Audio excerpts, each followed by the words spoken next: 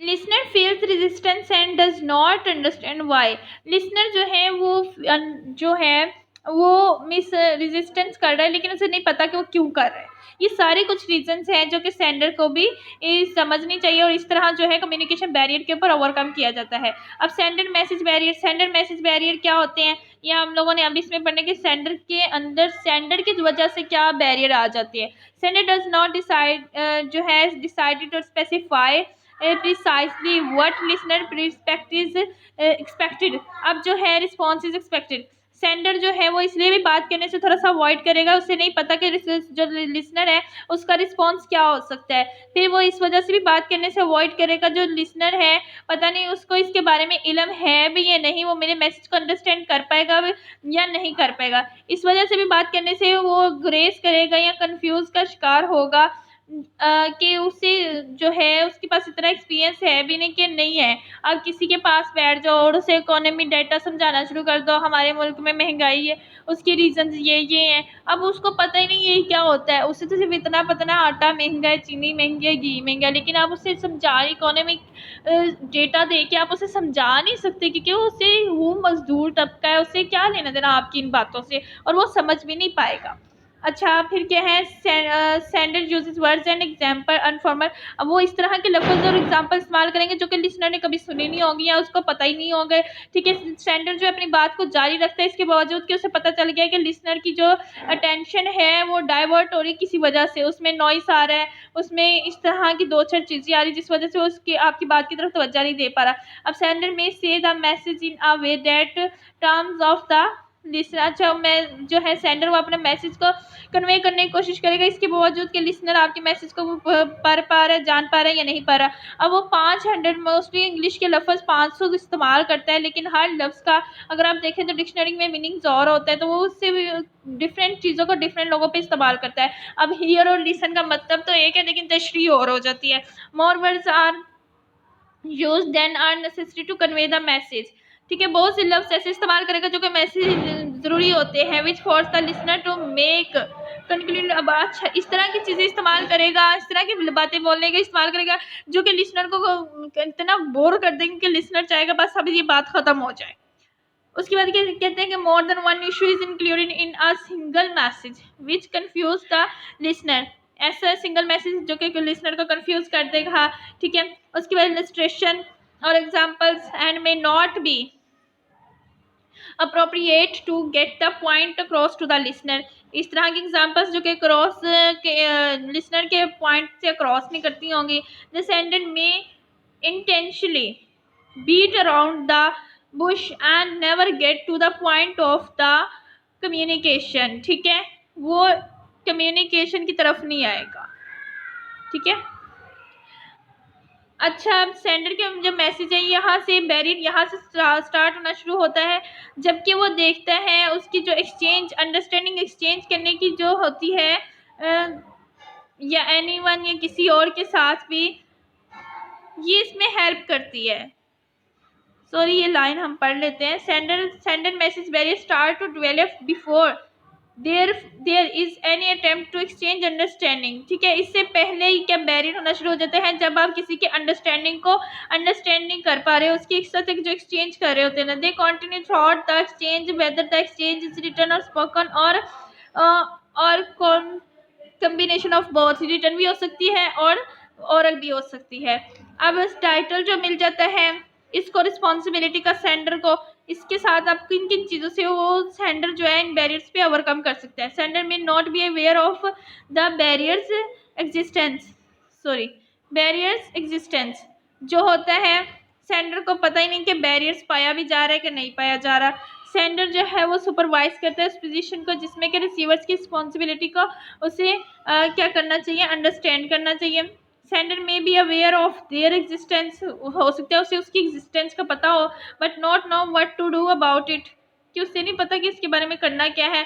Sender may be aware of his exercise. ठीक है, ये सारी वो चीज़ें हैं जिससे रिसीवर में not be aware of the existence, ये सारी कुछ वही बातें हैं जो कि उसे ओवरकम करने के लिए ये सारी चीज़ें मदद देंगी ताकि आपका जो मैसेज की कॉन्टिन्यूटी है वो जारी रह सके। ठीक है, इसके बाद हमारे पास अगला जो मैसेज आ रहा है, ये सेंडर के लिसनर की जो प्रॉब्लम्स थी वो पढ़ी हमने, उस पर ओवरकम कैसे किया जाता है वो पढ़ी। सेंडर की वजह से जो प्रॉब्लम्स होती है वो पढ़ी, और सेंडर उसको दूर कैसे कर सकता है वो पढ़ी। अब वो बैरियर सारे। अच्छा, फिजिकल बैरियर किस तरह हो सकता है। फिजिकल बैरियर जो होता है it's depend on the environment. Physical barrier में इन्वायरमेंट आ जाता है कि आपका इन्वायरमेंट कैसा है, आप उस इन्वायरमेंट के मुताबिक बात करें। आपका इन्वायरमेंट क्या है कि बाहर से शोर आ रहा है, तो क्या है, आपका जो कम्युनिकेशन का प्रोसेस है वो बैरियर का शिकार हो जाएगा, उसमें बैरियर आ जाएगा, क्योंकि अगला बंदा आपकी बात को सही से सुन नहीं रहा। अगर आप टेलीफोन से बात करें उसमें सिग्नल प्रॉब्लम आ गई, ये भी फिजिकल में आ जाएगा, ठीक है। उसके बाद क्या है, hot and cold.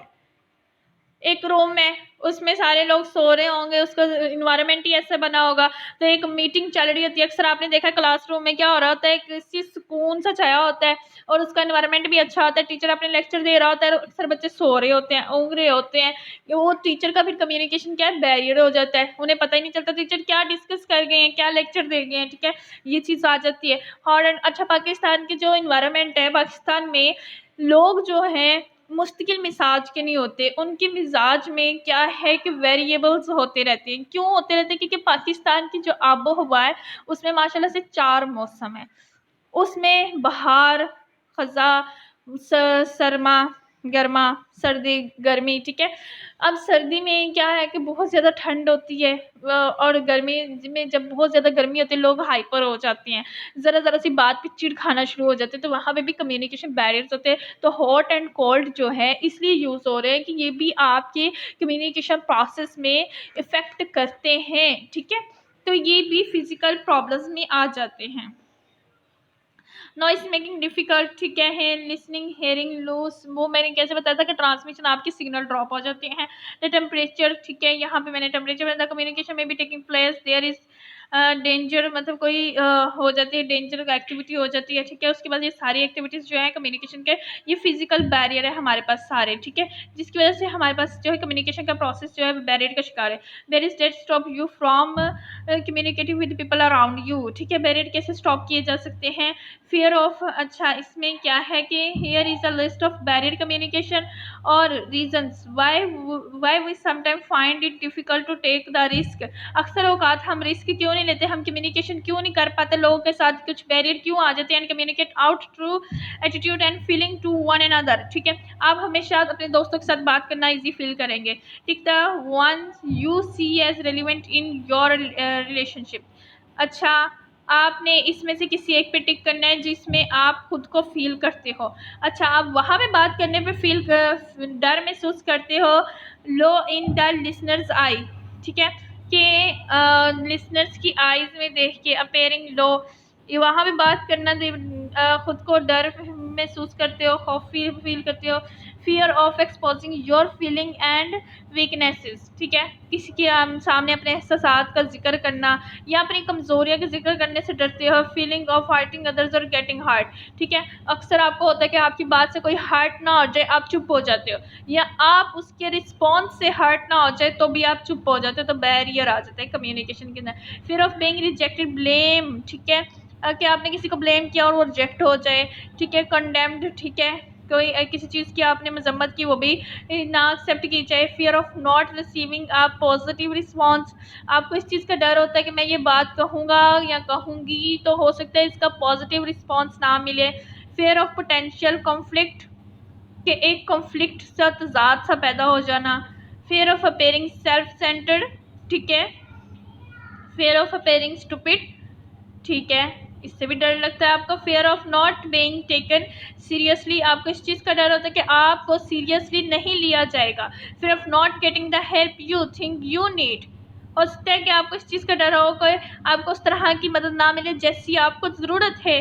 Fear of running a good situation, एक अच्छी सिचुएशन से रनिंग के लिए का भी खौफ होता है आपको। तो ये सारे कुछ बैरियर्स हैं कम्युनिकेशन के अंदर जिसे हम ओवरकम किया जा सकता है अगर हम खुद को रिकॉग्नाइज कर लें कि हमारे अंदर इनमें से कोई खामी है तो इसको दूर करना है, इसके अंदर हम लोगों ने थोड़ी सी इम्प्रूवमेंट लानी है, तो हम कम्युनिकेशन बैरियर्स में खुद को रिकॉग्नाइज करके पहले खुद से दूर करें, देन हम ट्राई करें कि सेंडर को किस तरह ओवरकम करना है, वो किस तरह कम्युनिकेशन बैरियर्स को दूर कर सकते हैं और लिसनर्स के कम्युनिकेशन बैरियर्स किस तरह दूर कर सकते हैं, ताकि कम्युनिकेशन का जो प्रोसेस है वो कॉन्टीन्यूटी का प्रोसेस है और वो कंटिन्यू ही रहना चाहिए।